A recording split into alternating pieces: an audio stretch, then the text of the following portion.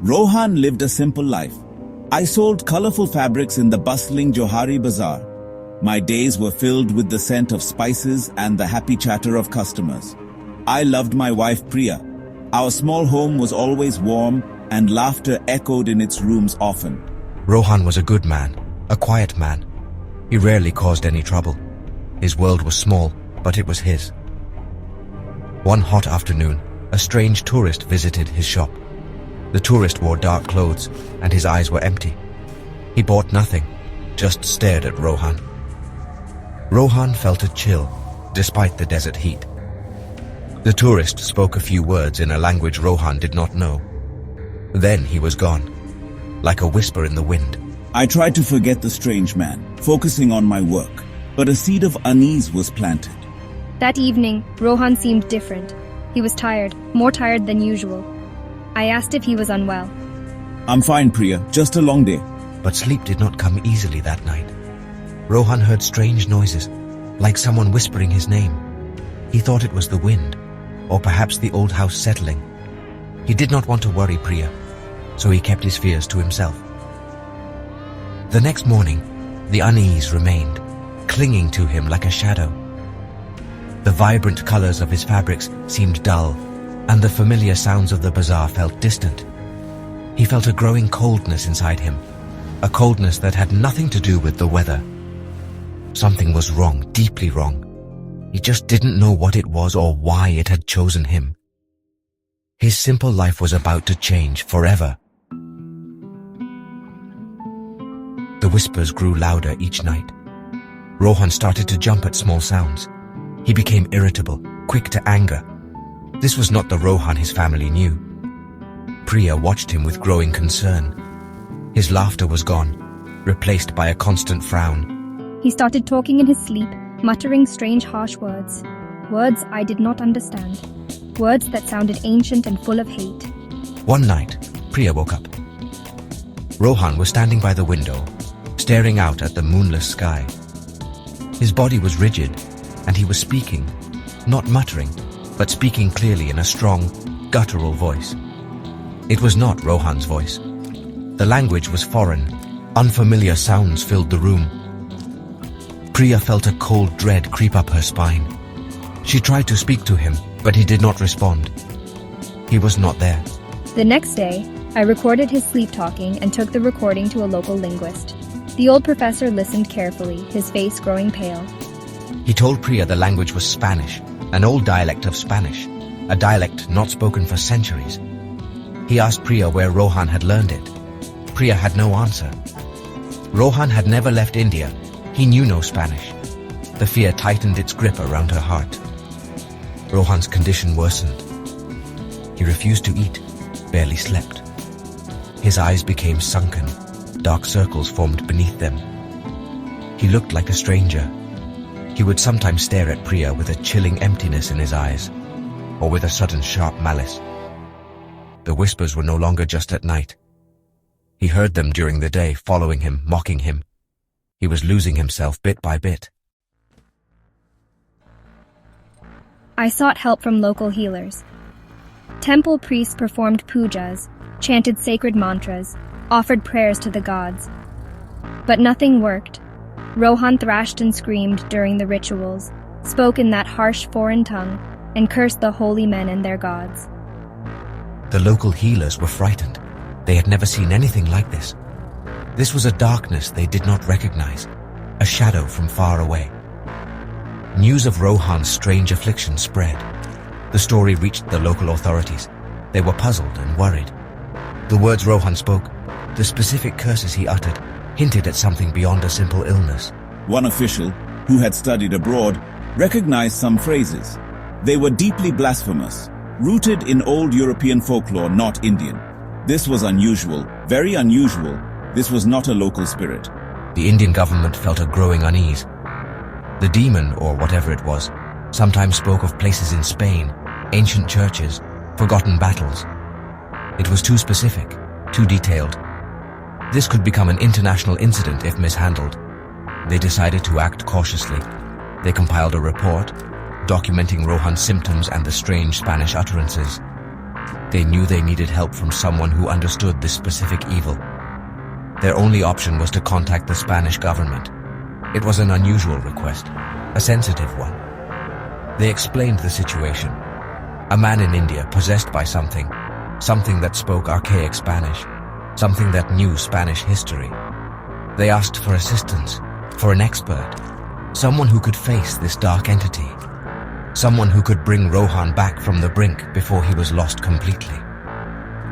The plea traveled across continents, a desperate call for help. The request from India landed on a polished desk in Madrid. It caused a stir among officials. Possession, archaic Spanish. It sounded like something from a dark history book, not a modern diplomatic issue.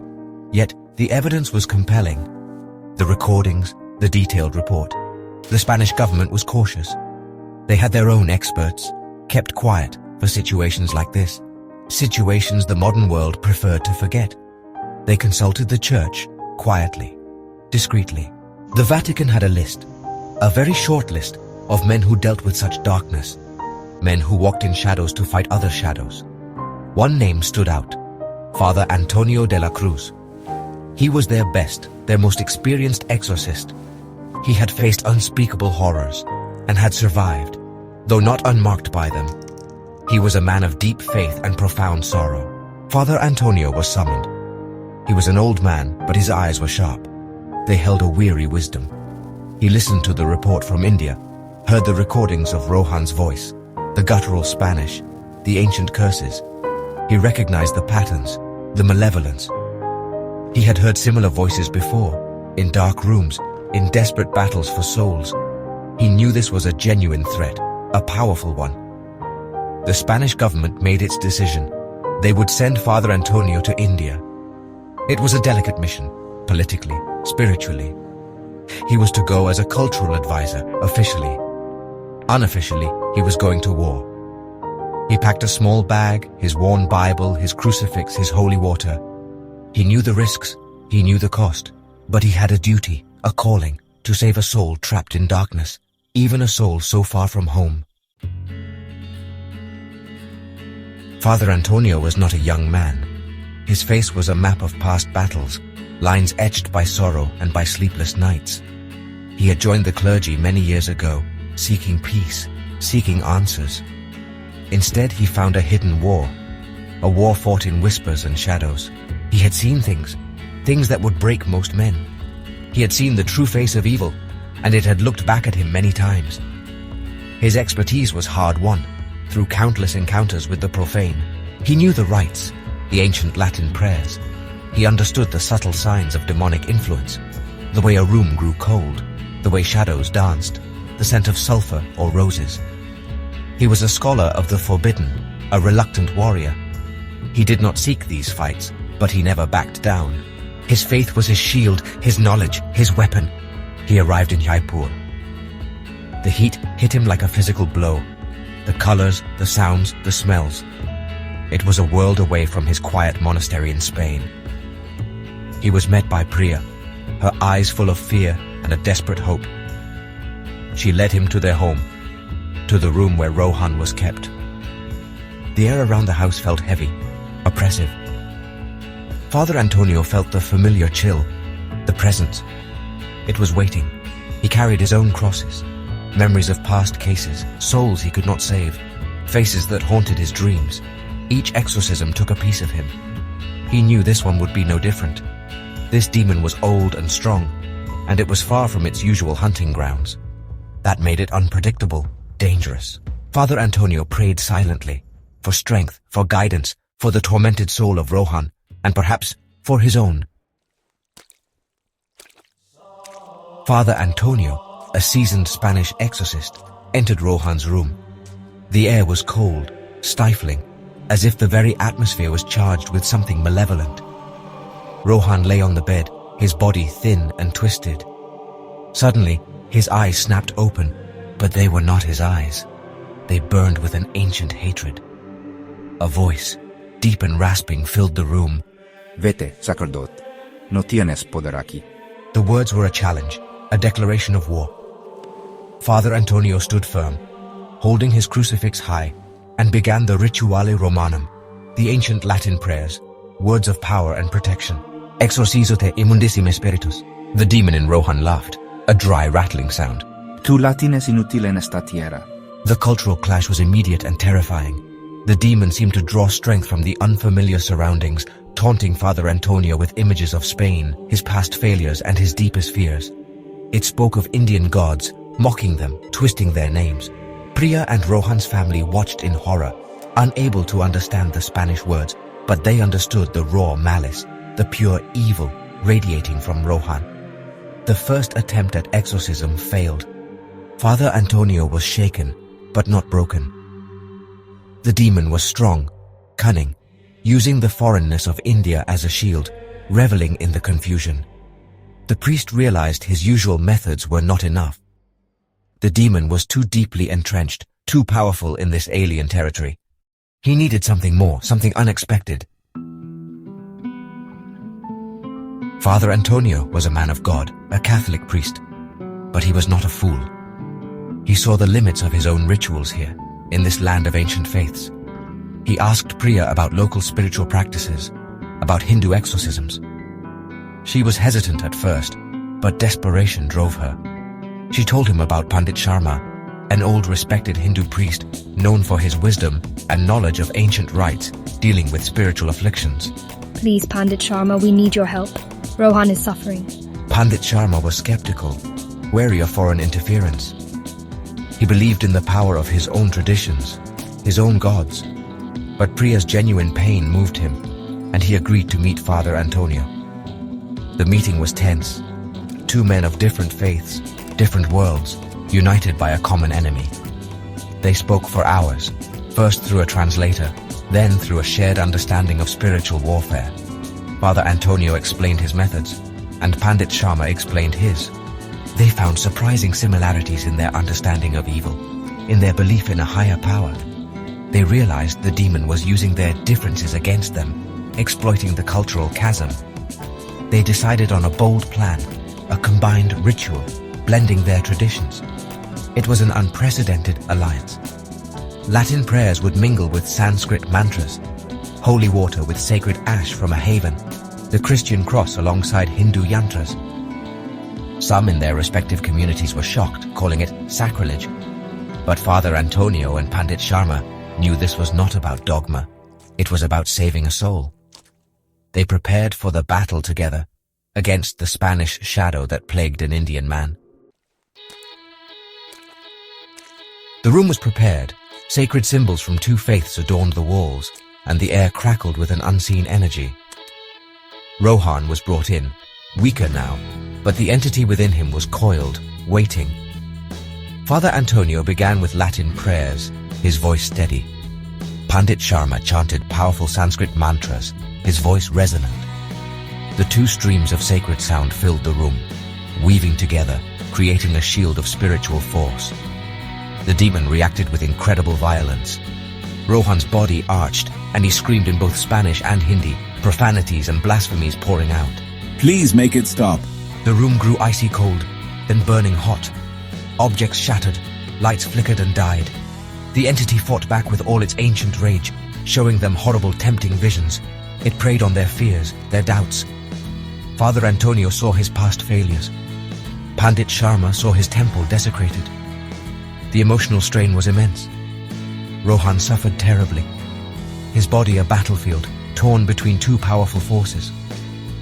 Priya watched, her heart breaking, but she held on to her faith in God, in the priests, in the love for her husband. Father Antonio felt his own resolve waver as the demon whispered poisonous words, questioning his faith, his purpose. The battle raged for hours or perhaps days. Time lost its meaning in that crucible of souls. The priests pushed themselves to their limits, drawing on every ounce of faith, every scrap of spiritual knowledge. The demon's power seemed to wane, then surge again. It was a desperate struggle, good against evil, light against an ancient darkness. The fate of Rohan's soul hung in the balance, and perhaps the souls of the exorcists too. They fought on, unyielding. In a final terrible convulsion, Rohan's body went limp. A deafening silence fell upon the room. The oppressive coldness vanished, and the air felt clean again. Rohan lay still, breathing shallowly. His eyes fluttered open, and they were his own eyes, filled with confusion and exhaustion.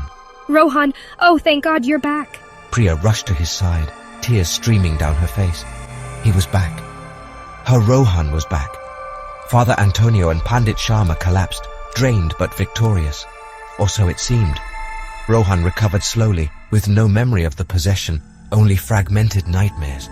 He was scarred, physically and emotionally, but he was alive, and he was free. Father Antonio prepared to return to Spain, thanking Pandit Sharma. A bond had been forged between them, a bond of respect and shared trauma. They had faced the abyss together and had pulled a soul back from its edge. They had won, hadn't they? I don't remember much, just nightmares. Days later, as Father Antonio was packing, he found a small, antique Spanish coin on Rohan's bedside table. Rohan said he had never seen it before. It had not been there before the final ritual. It was cold to the touch, engraved with strange symbols. Father Antonio felt a familiar chill. Was it a remnant, a marker, or something else? He took the coin with him, a silent, unsettling reminder. The nature of evil remained a profound question. Had they truly expelled the entity? Or had it merely retreated? Found a new vessel, perhaps? Or left a tiny shard of itself behind? The cultural battle had been fought, but the war against darkness was eternal.